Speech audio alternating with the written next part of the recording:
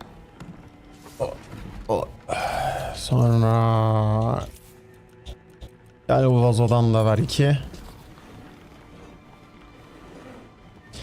İkişerli vazo yapacağız üst üste stackleyip. Yani en şey o... bundanım yok benim. Bundan ver 2 tane de. Hadi 3 tane ver. Bundan da koyarız. Ondanımız da olsun. Ondanımız da olsun.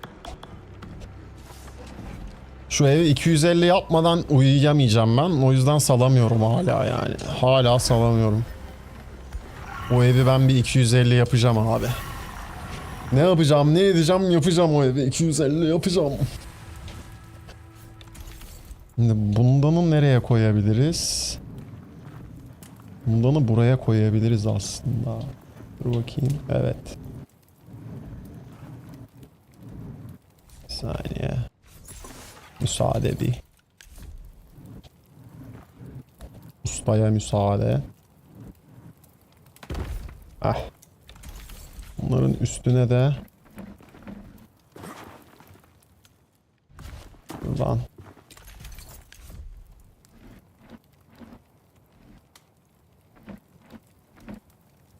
dekorasyona bak, dekorasyona. Bak mevzuyu kes şimdi bak.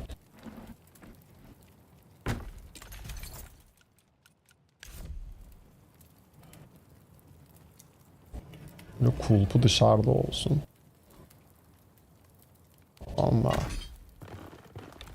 bak şimdi bak mevzuyu kes. Onun da kulpu öyle. Gel şimdi.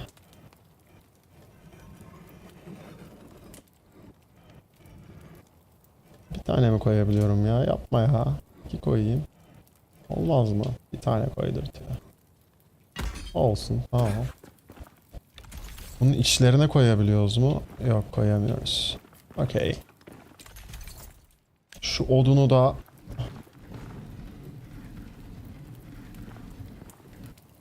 buraya atamam. Orası Netflix and chill ya. Şu vazoyu alırsam olur gibi. Şu vazoyu ver bakayım.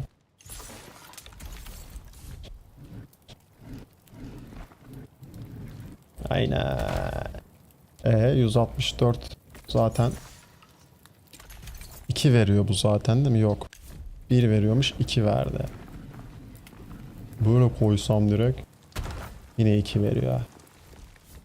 Her türlü 2 mi vereceksin sen? Öyle görünüyorsun.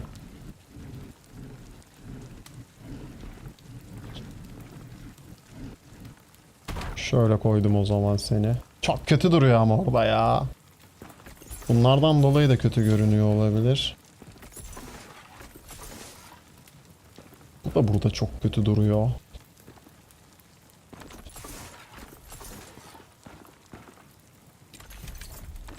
Bir dakika.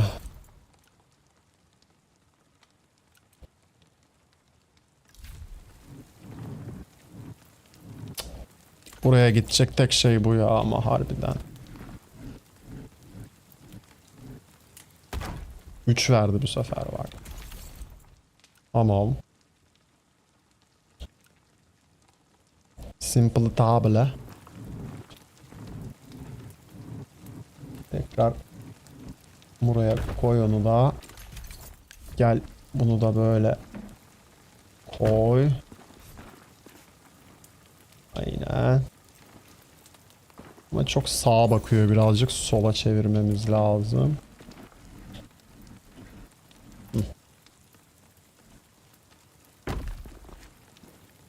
Aynen. Tamam, 152'deyiz. Bunların altına şöyle bir tane halı.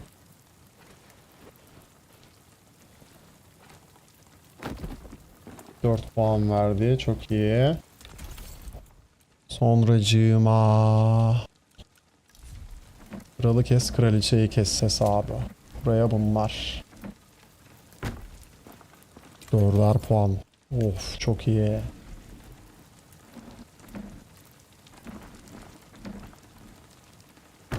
Bu 3 verdi. Bunun yanına bir tane şundan o zaman. Şöyle. O siktir 7 puan verdi. Çok iyi.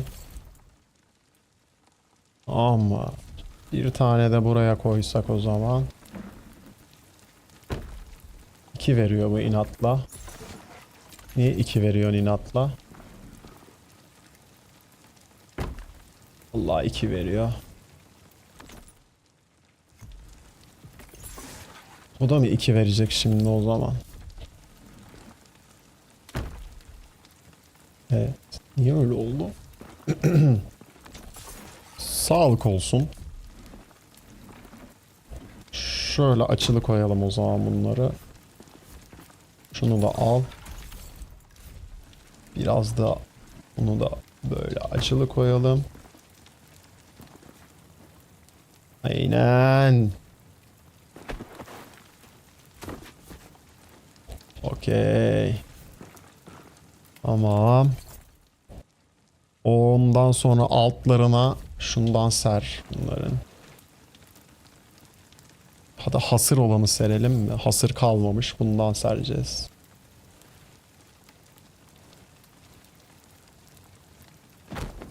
Güzel 3 puan da buradan. Tamam.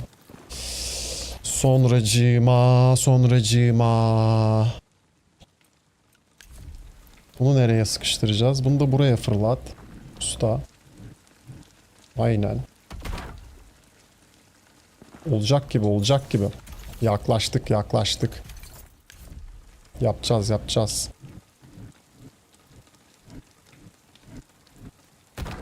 Tamam. Üstüne de bundan koyabiliyor muyuz? O kadar da değilmiş.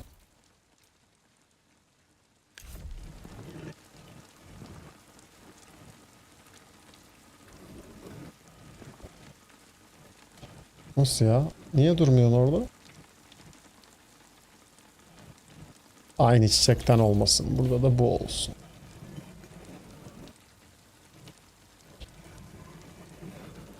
Şöyle dursun. Yanına da kitap. Bir tane daha şu kitap. Aa, buraya da bundan koyalım.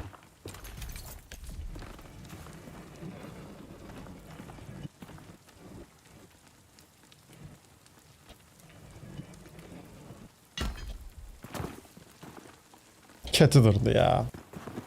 Bunun kendisi de direkt kötü duruyor burada ama dursun oldu. Onun üstüne bir şey çözeceğim ben. Boş vazo çözebiliriz onun üstüne.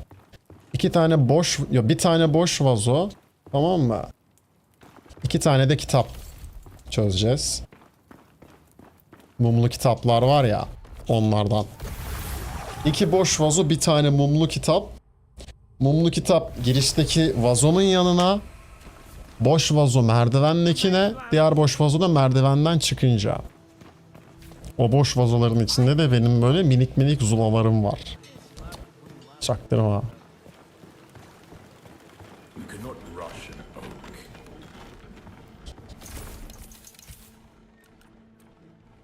oak. Aa, bundan da ver. Bundanımız yok bizim. Ondan da koyarız bir yere. Ne işe yaradığı hakkında hiçbir fikrim yok ama ver. Sonracığıma boş vazo 2 tane dedik. Kitaplı mum dedik bir de. Ondanımız lazım.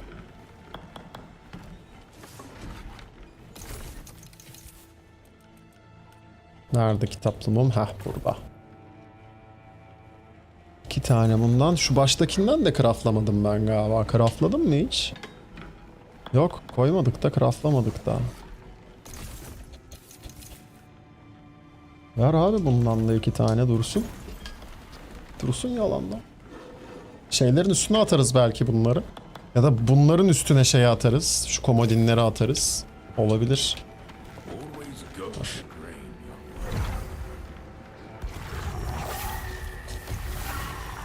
Halledeceğiz bu eşyalarla gibi ya. Mi acaba? Bakacağız. Şimdi şu vazoyu bir ver bakayım. Alamıyorum. Heh. Şunu da ver. Şunu koy buraya. Tamam mı?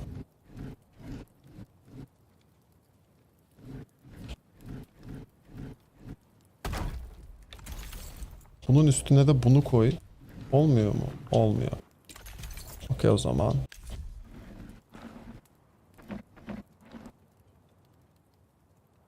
Bir boş vazo.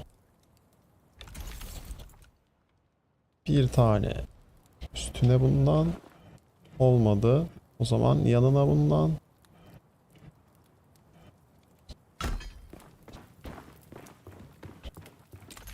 Buraya kitap.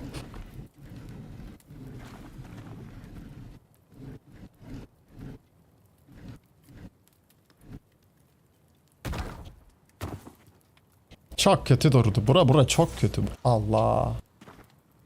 Yanlış yaptık. Yanlış yaptık. Uçan kitabımız var artık.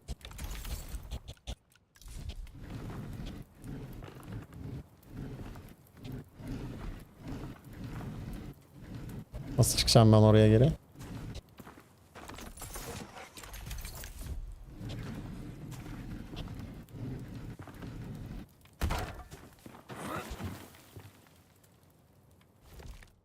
Oh.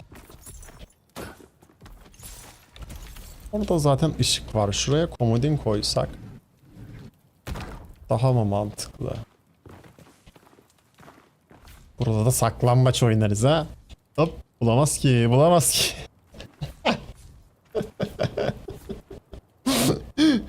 Bilemedim, bilemedim, bilemedim. Bu neydi? Ne işe yarıyorsun sen? Ne bu? Okuma zamazingosu mu? Bilemedim. Onlar bir yere kadar üst üste stackleniyor. Puan vermeyene kadar abuzleyebilirsin istersen. Ya çok çirkin görünecek diye girişmek istemiyorum ya. Yoksa Haloflex'e işine girseydik şu an muhtemelen zaten çoktan ulaşmıştık puana.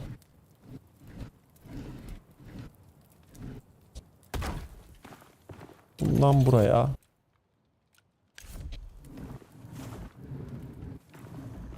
Bundan da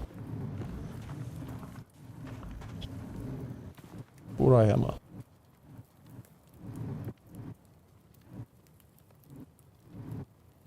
Şöyle hani girmeyin buraya hesabı. Olur gibi, olur gibi. Üstüne de bunun bundan. Tamam mı bak bunun üstüne. Ekstradan bir ışıklandırma. Evet. Güzel göründü. Buraya da bundan. Çiçeklerimiz olmazsa Allah olmaz. Lan az önce koyabiliyordum. Ne oldu? Kim elledi lan benim vazomu? Hı.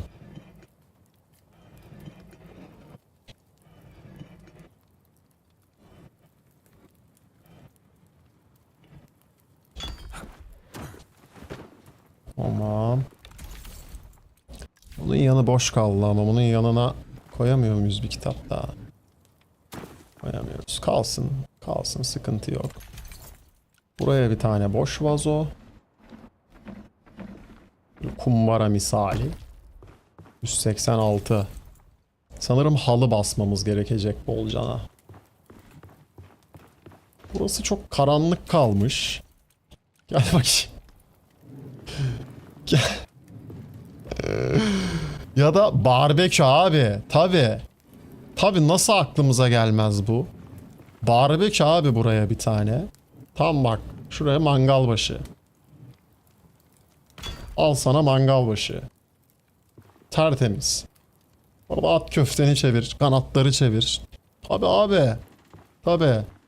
Doğal şeyi de var burada havalandırması. Buradan doğal çıkıyor böyle baca yukarı. Mis. Aa oraya da bir şeyler konur ha. Şimdi ayıktım. Oraya ne koyarız? Ne var? Ah dur. Bir sürü bir şeylere bastık. Gel abi buraya.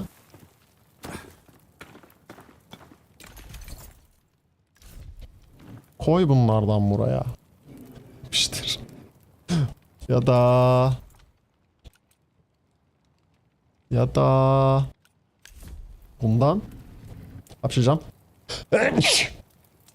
Burası çeyizlik. Tamam mı?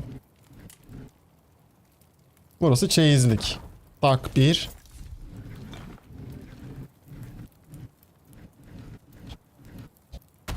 Tak 2.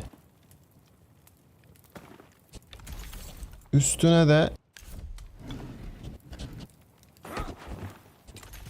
bir tane bundan.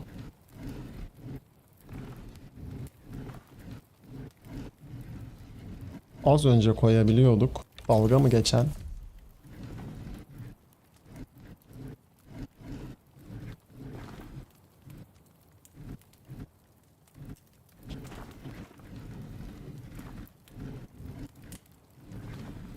Az önce koyabilirdim. Şimdi koyamıram. Ah. Ah. Çok sakat ama böyle de ya.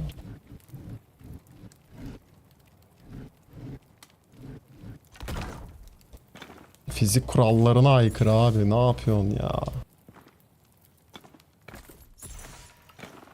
Tamamen aykırı olsun o zaman fizik kurallarına.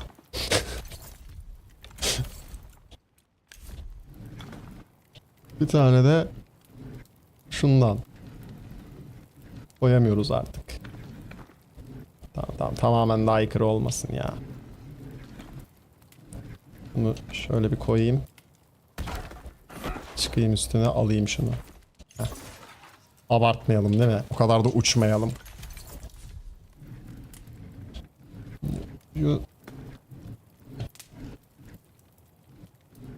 Şu şuraya. Tamam, gömme dolap gibi düşün bunu. Tamam, yakala beni.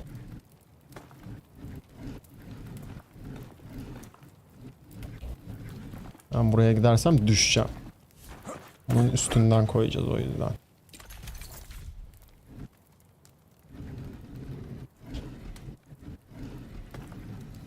Koyamıyorum.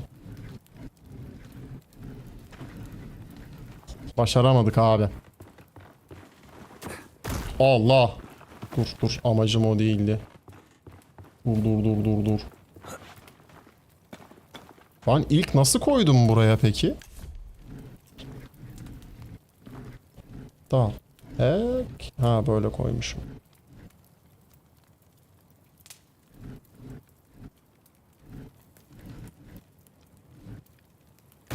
Şöyle aralıklı çift gömme dolap dedik.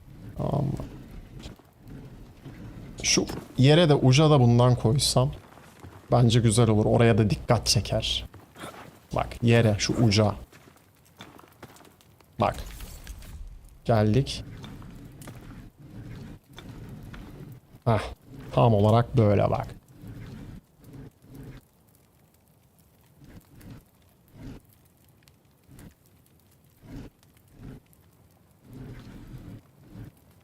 Açıyı tutturamıyorum. Bir daha. Ah. Güzel açı bu. Olmadı. Cık, çok uçta. Hah.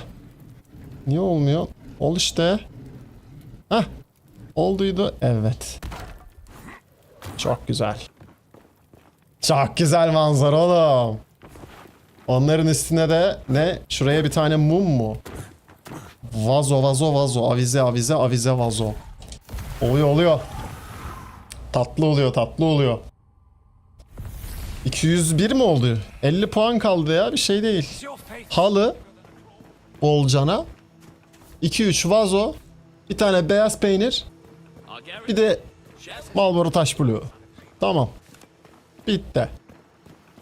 Halloldu. Halıları ne koyacağız ama? Kırmızı mı? Yine. Ben kırmızıyı severim. Bence kırmızı akar. Halılar burada değil ki.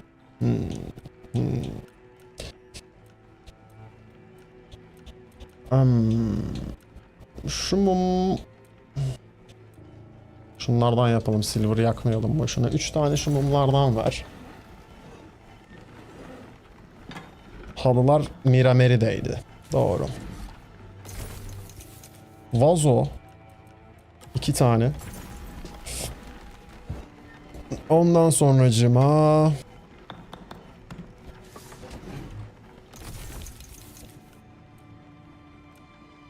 eklemediğimiz bir şey var mı burada diye bakıyorum. Şu sandalyeleri hiç koymadık ama her yere sandalye mi yapacağız? Aa, şunlardan var.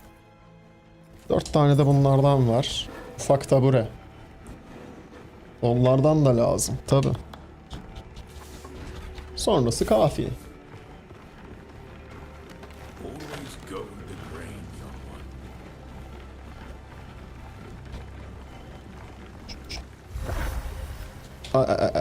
one. Mirameri önce. Better here than outside. Perehe denasay. Perehe denasay. Please hooking a bit of Yanlış buton. Nice for a change. Kızlar bir salın beni. Kızlar bir salın beni. We're not fit for a fire. 4 tane ver hadi. Belki bir yerlere fırlatırız.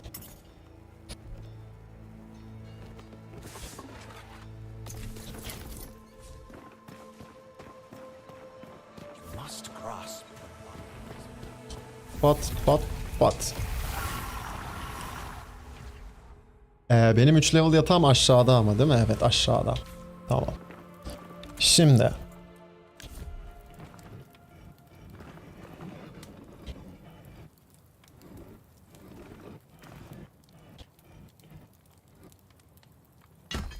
Bir tane mum buraya.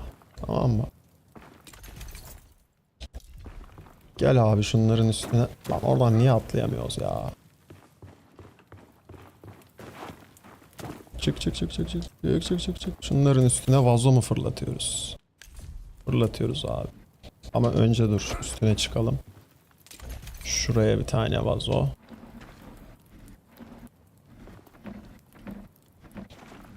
Hah. Bir tane şöyle uca. Bir tane de diğer uca koyabiliyorsak 2'şer tane daha vazo yapacağım. Vallahi koyabiliyoruz. Tamam, 2'şer vazo daha basıyoruz abi gidip. Puan verdi değil mi ama bunlar bana? Bakmadım. Vermiş olması lazım. 2 vazo. Çiçeklerden de seçki. Is your faith stronger than a claw?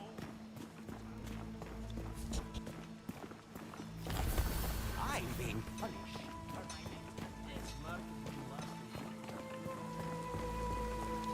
Always go with the grain, young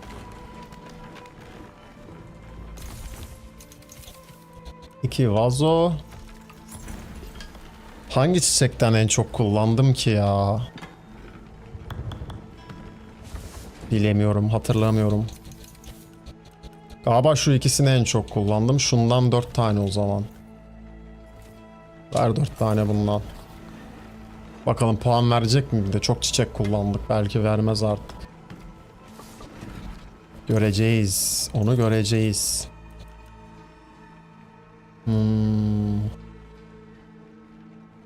Şundan da var hadi 4 tane. Bundan da çok kullanmadım sanki. Yapıştır. Yapıştır. Çak gitsin. Evet abi. Az kaldı ya. 42 puan ya. 42 puan. Kukuan ne? 42 puan hiçbir şey ya. Hiçbir şey. Hiçbir şey ya. Sana diyor, yemin ediyorum bak, hiçbir şey. Gel abi. Şimdi bunu böyle bunun üstünden koyabiliyor muyuz? Koyabiliyoruz. Tamam o zaman. Şuradan şurasına koy önce. Tak, in aşağı. Gel. Burasına koy sonra. Tamam. Oo, oraya da serpiştirdik bir tane. Yalanla. Çok iyi. Buraya da bir tane koyalım mı? Hadi koyalım be. İzin ver koyalım be kanka. Sen bir bana müsaade et kankam. Yeah boy. 215 olduk bile. Yanlarına da bak bunlardan. Yok şunlardan. Ama. Ha üstüne çıkmadan olmuyor mu? Deme ya.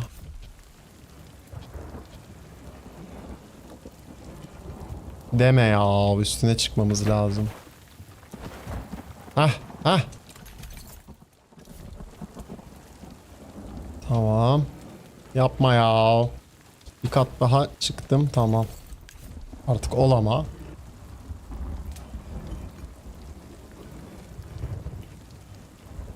Haydi koyayım işte. İzin ver. Aa. Buraya koyabiliyorum. Buraya koyamıyorum. Şaka mı bu? Nasıl bir şaka bu? Hani ne tür bir espridir bu? Neresine gülüyoruz acaba bunun? Hah. Yaşa. Şöyle. Şöyle arkaya saklansın. Kulpu öne sarsın. Ha, yaşa. Yaşa. Heh. Bu da öne sarksın. Yaşa. Tuhaf oldu bu. Bir tuhaf durdu bu. Dur bunu al geri, bunu al. Bu olmadı bu. Üst. Çık bakayım çocuğum. Çık çık. Heh. Alttakini aldık. Clay vase. Gel bunu. Bir daha koy böyle. Lan yanlış yere koyduk. Hayır. Clay vase'i ver. Hayır. Hayır clay vase. Hayır. Hayır. Sunfire vase mi? Hayır değil. Neyse vereceksin artık. Bunu da ver. Alamayacağım ben bunu. Ah aldım. Of aklım çıktı alamayacağım diye. Şimdi. Gel önce. Bunu koy. Alma. Sonra gel.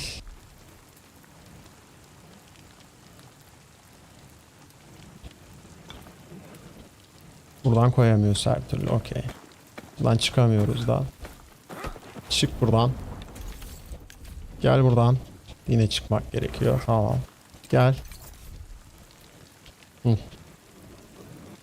Hah.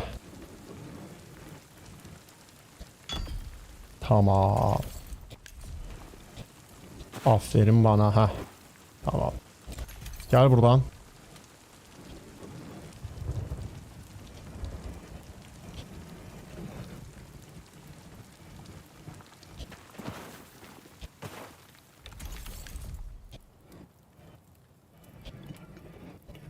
Koyamıyorum. Açı yok. Açı ver bana. Açı. Hah. Hah. Hah. Tamam. Gel buradan da bunu koy şimdi. Hadi be. Koy be kanka işte. Uğraştırma be. Hayır üstlerine değil. Araya araya. Araya araya. Araya araya araya. Araya. Ara ara. Araya ara. Yapma be. Müsaade et be koyayım be kanka.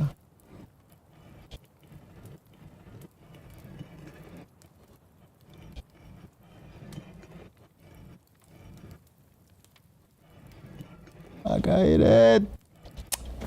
Müsaade etmiyor arkadaşlar. Müsaade etmiyor. Nasıl yapacağız?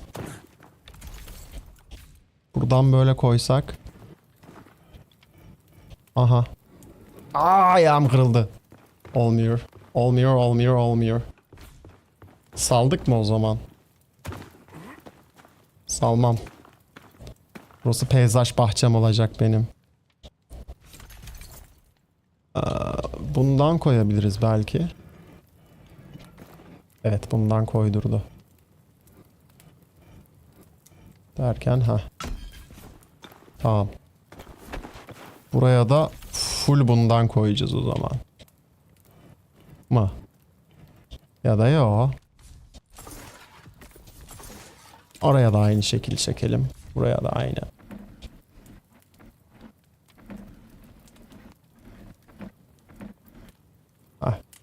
Abi buraya. Abi buraya. Ha, kötü bir haberim var.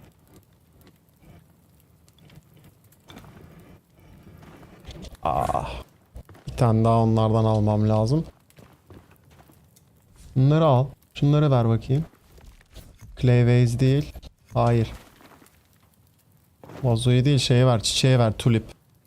Evet. Buradaki tulipi de ver. Evet.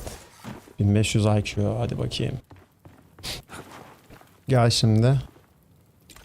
Tulipleri koy tekrar buraya. Bunu buraya koy. Oha. Ezio Todor muyum be? Neyim be? Sanırım oluyor bu ya. Olması lazım. Evet. Üf. Olmadı. Yanlış şeyin üstüne koyduk. Abi fuck me.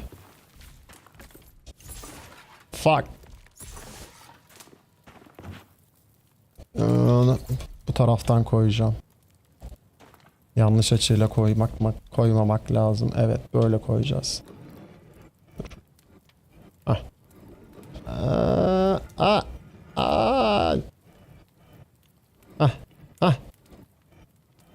Tamam. Buna da koyacağız şimdi. Buna da tersten mi koyacağız? Evet. Hayır. Koyamadık. Böyle koyabiliriz belki. Ya da dur. Şuraya bir tabure ver ya. Tabure getir şuraya. Hah. Hah. Hah.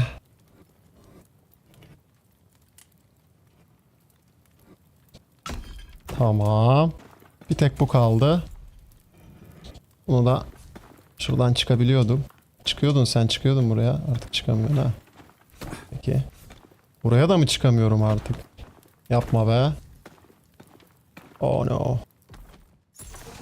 Tam taburemi buraya koyarım şimdi o zaman ben de. Ver taburemi.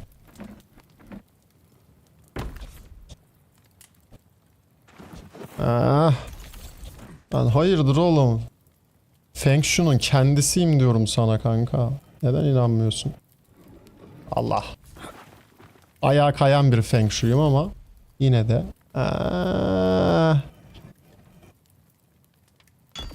Öf, mis gibi oldu. Şuraya bak. Bu mu? Hayır. Hayır. Yanlış şey aldım. Fuck. Fuck. Şimdi koyamayacağım. Koyamayacağım değil mi şimdi bunu buraya tekrar? Ya. Ya hayır.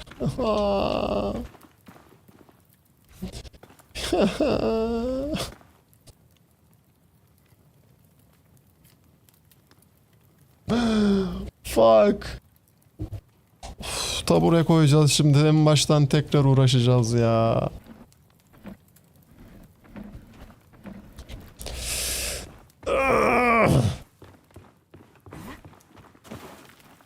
Gerçekten ağlıyorum galiba. Gözlerim fena doldu. Niye öyle oldu ki? Ya al vazoları. Vazoları da almıyor.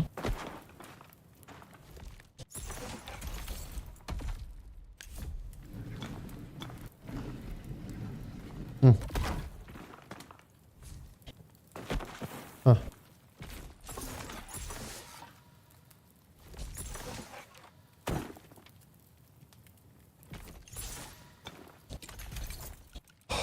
Çok çok sabır işi anneciğim, çok.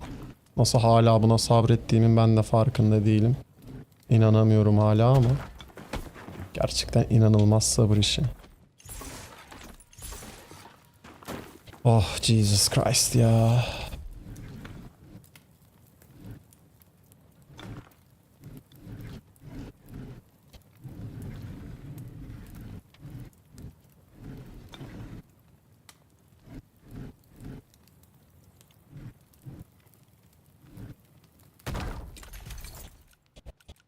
Of işte.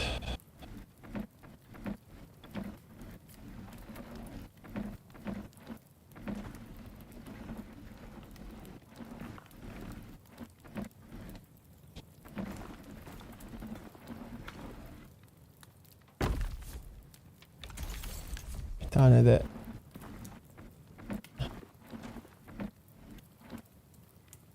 buraya.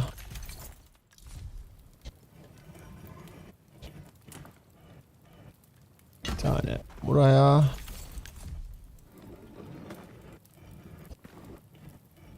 Tamam, buraya tabure koyacağız şimdi. Aa.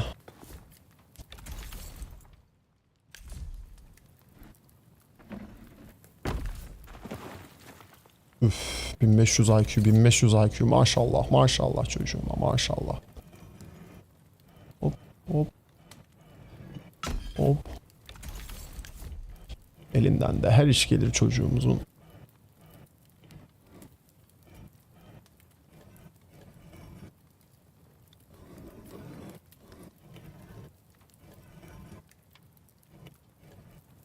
Pat. Tamamdır. Kaldı 31 puan. Sıcı sıcı sıcı. Mesela bunları böyle atsak buraya. Yalandan. Çok güzel 6 puan işte. Böyle otur, geleni geçeni izle burada mesela. Anladın mı? Ya da mesela konuştun, kimse seni anlamıyor, anlamak istemiyor. Gel buraya, duvara karşı otur, duvara konuş mesela, anladın mı? Bu da bir seçenek, bu da bir opsiyon mesela. Ya niye geleni geçeni izleyelim? Gel duvara konuş arada da. Neden olmasın? Bir tane yeter ama abartmayalım. Onun haricinde evimi fulluyorum, babuş az kaldı. Sen ne yapıyorsun? 25 puan daha kasmam lazım, evim fulleniyor. Acayip uykum geldi bu arada, çaktırmıyorum hiç ama fena uykum geldi yani. Bunu buraya koysam mesela, ya da şöyle mi koyduk bunu da? Pat, 5 puan. Tertemiz, tertemiz. Buraya da bir tane tabure.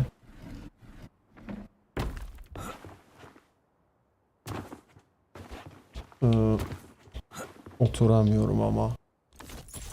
Oturabilmek de lazım tabi, tabureyi koyuyorsak doğru. Evet, güzel. Güzel. Gemi biraz sola mı çekiyor? Evet. Şöyle. Evet. Şimdi Allah. Muah. Kaldı 19 puan. Halı. Halı, halı, halı. Burayı komple halı flex abi. Komple böyle boydan halı flex buraya. Ne dedin o işe? Şöyle yapacağız, dur.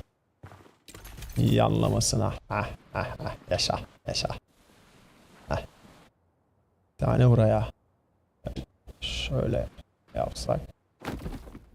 Puan vermiyor artık halı. Yo, veriyormuş. 4 puan vermiş hatta.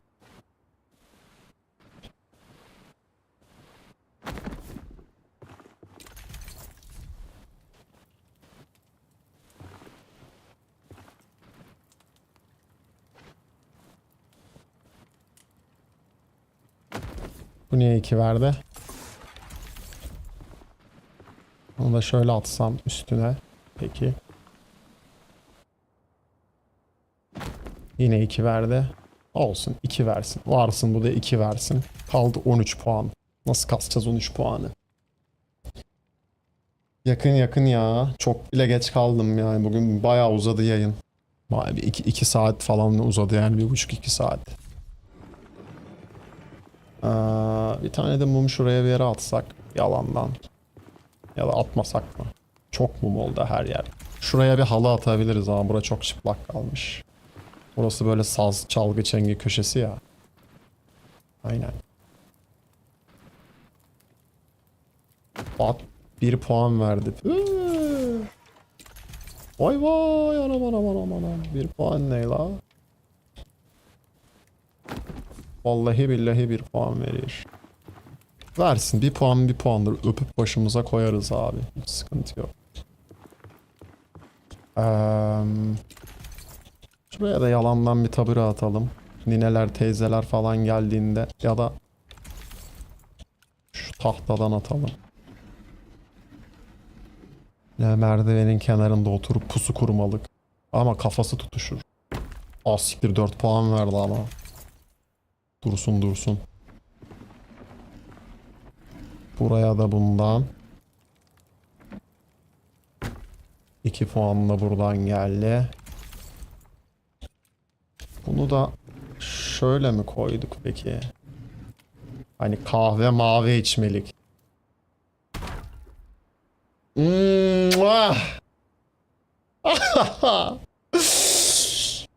Oo, laps diye 6 puan aldım ha. GG. Yaptık abi. Mis gibi yaptık evimizi. Mis gibi. Mis gibi. Yarasın. Bakalım şimdi uyku buff'ı ne verecek abi. Yat. Yat. Asiktir yatamıyorum. Yatacak yeri koymadım buraya. Oh fuck. Oh fuck. Bunu aldım. Bunu yukarı koyup küçüğü buraya koyacağım. Fuck me. Ulan yine misafir odasını en iyi yatakla yaptık ya, istemeden de olsa. Ben kalacağım lan burada, artık misafir odası değil burası. Misafiri merdiven altına fırlatıyorum. Bir de puan değişiyormuş değil mi şimdi? Ağlarsın. Oturur ağlarsın.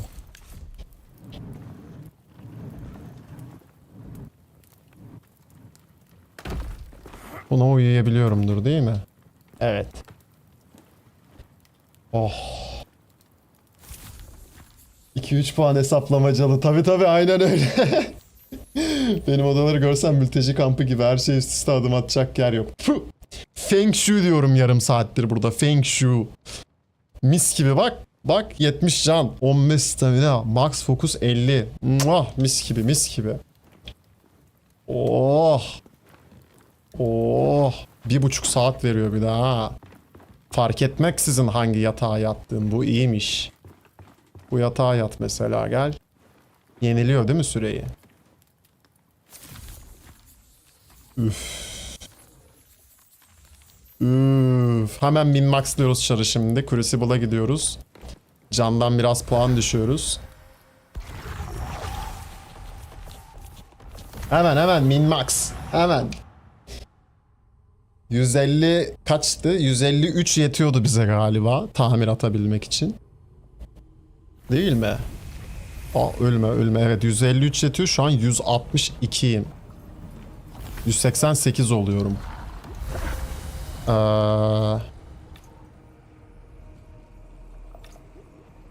3 puan düşsem. O az bile kaldı. 2 puan daha düşsem.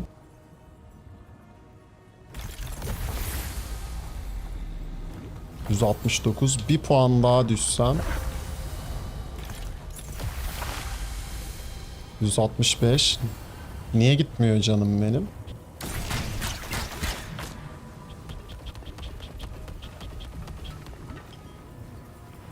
...165. Canım niye eksilmiyor abi benim? 2 puan daha düş. 157. Bir tane daha düşsem çok olacak galiba değil mi ya? 152'de kalıyor. Abi Sam sınırda kalıyor. Bak. Tamam 28. Buradan da kalanını buna ver. 74'e 28. Okey gibi. Okey gibi. Şimdi bu bufflarla bir Crucible akmadık mı peki? Final Crucible'ı. Ha, ne dedin o işe? Ne dedin o işe? Bence aktık bu arada. Fenasal aktık hem de. Fenasal. Bunun şerefine bir Crucible yani. O kadar buff'ımız var. Boşa mı gitsin be? Boşa gitmesin bence. Buff'ı Crucible'da ıslatma şekli. Bak bunu bastık. Bak buradan da bunu bastık.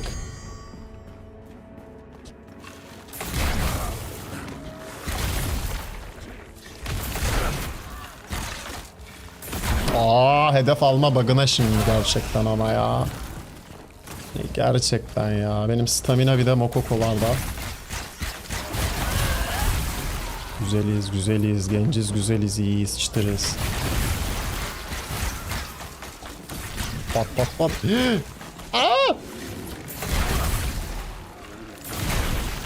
Az kalsın Mokoko'yduk. Sen de git. Abi şu canları niye bir kalıyor bunların? Şey kodu mu eklediler acaba? Asla moblar tek yemesin düz vuruşlardan. Hep bir canı kalsın buff'ı falan mı? Kodu falan mı eklediler yani? Ne bu? Şaka falan mı?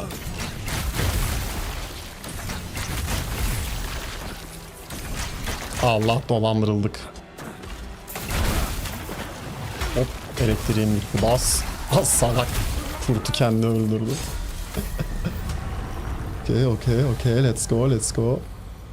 Gerçi bende yemekten de gelen buff'ı var şu an. Onun bitmesi lazım bir.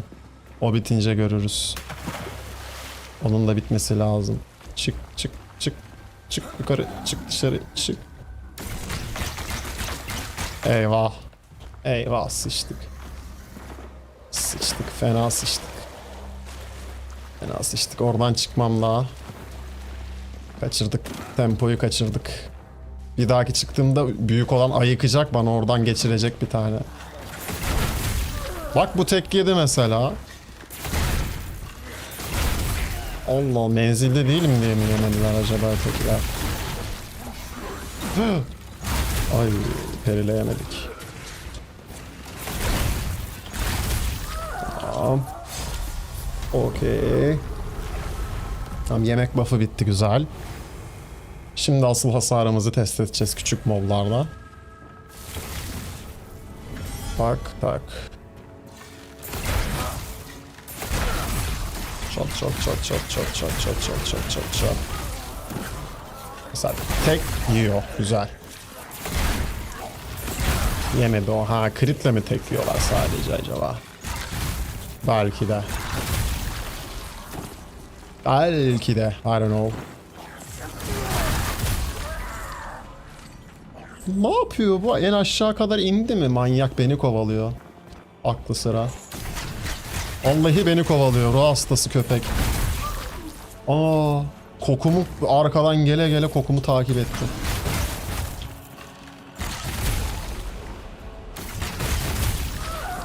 Bitti. Güzel. Vallahi beni sardı şu an bu hasar. Şukulo. Vallahi de billahi de şukulo. O 70 can var ya, fena iyi geldi. Fena, öyle böyle iyi gelmedi. Sat lan bu eşyaları da. Sat. Oy gitsin ikinci elden. Ucuza çak gitsin. İhraç fazlası. Çak. Bunların da hiçbirine ihtiyacım yok. Çak gitsin. Bu ne be, saatlerdir feng shui yapıyoruz, içim dışım eşya oldu. İğrendim eşyalardan. Ama mantığı çözmüş olduk. Yani en küçük eve alıyorsun. Her köşesine bir şey yerleştiriyorsun abi. Tamam, bitti zaten, 250 oluyorsun. Ben hatta bunun uzun halini kırpıp de yapabilirim. Allah, dur.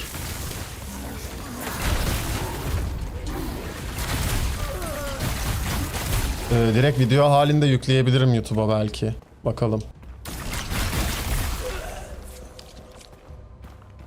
Ya da direkt öğretici videosunu çekebiliriz. Hedef ver bana. Hedef ver. Yine bug'lı hedef. Geldi. Okey.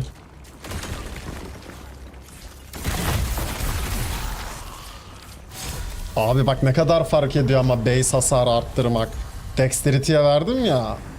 Taban hasarım arttığı için rünlerde Dexterity'den scale oluyor taban hasarın. Bak bir rün basınca canım fulleniyor artık. Bak. İade ediyor yani şeyini. Bak çat çat çat gördün mü? İade ediyor direkt. Bu etmedi ama. Mesela. Oh shit. Evet. En pahalı ürünüm hala iade etmiyor galiba. Evet etmiyor. Ama ucuzlar ediyor gibi. Mainer'a yaptım. 2 oda fullleyince 250 oldu. Zaten evin yarısı boş. Alı ve mum stackledim boş odalara ya. Şey değil mi? Girmeyin abi o odalara. Niye? Girmeyin abi. Bir giriyor her yerde mum var anasını satayım. Şey gibi adak adamış gibi. Ah. Boşladı. Boşlama lan pezevenk. Şart. Evet bu iade etmiyor. Ama mesafe kapatmak için mantıklı. Şart.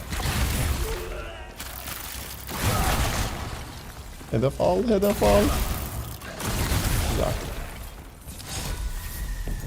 Bu ilk çok tatlı oldu. Çok tatlı oldu. Aşırı tatlı oldu.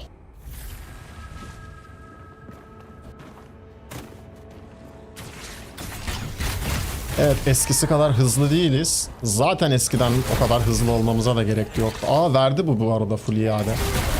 Hepsini tutturunca veriyor yakından. Uzaktan atınca vermiyor demek ki yetmediği için hasar. Yo uzaktan da tutturunca verdi. Okey. Şu an bütün skill'lerim iade ediyor kendini. Amorti ediyor. Which is very good yani. Very good. Very nice ürü. Çok iyi. Yukarıda kaldı değil mi bir tane? Yok. Hedef almıyor. Okey. Bir de sanki bir tık hızlı mı geçtik bu sefer? Bana mı öyle geliyor? Bir öncekine göre. Sanki. Tamam buff'ları bas abi. Fulle canı. Gel lan buraya Econite.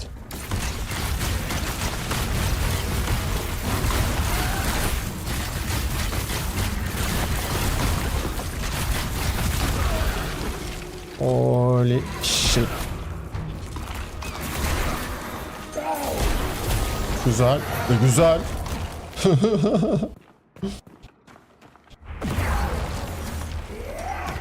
Let's... Oh shit.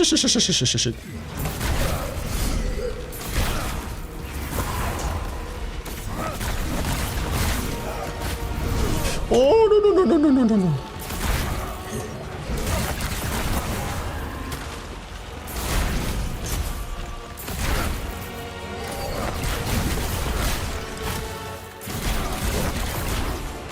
Aa boşa gitti.